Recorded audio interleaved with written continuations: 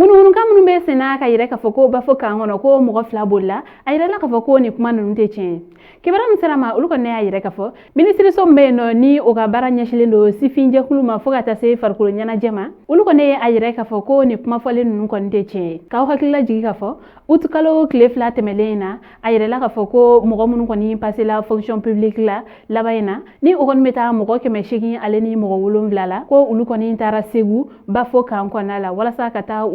et SNJ formation kayno ministère de la jeunesse et des sports ni oye farkulo nyanaje aleni shifinje kulu uluka ministre soma au secrétaire général Amadou Jara Yalkwe ale ayire ka fo ko kabika ni mo gonu ndo kan ko nala ko mo ko kelene be no ko otiki bolla ko wa otemelen ko fe ko soni ni ma ko fale nun ko ni uga do kan ko nala ko visite médicale ko ni kera ula ko o visite médicale nun se fe ayira la ka fo ko muso kono ma mu gan shegin ko be ala ko o muso kono ma nun yere ko na ko ma kele yere ko ni jigina ala wa secrétaire général ale ko ni asbenche ka fo ko ni ma mu gan shegin mun flene ko nun bela jelen ko ni ka kono ma ya dona soni uga do kan ko nala ko kan ko nala ko ma kele yere ko ni fene ba ala ko kolochi bana be ola o ma se ka formation toke ko u ko ni tara ola da kenya sodola ko mu yera ko ni fene jigina ayre la khafa ko obesu ko mo mun ko ni sembora formation ko ni na ka sababu ke uga kenya chuga yere ka ko fere bina nyini ko fe ka klaka ulu bere ma formation ke uhuna ka hakila jiga fo mekalo klebi sabate melena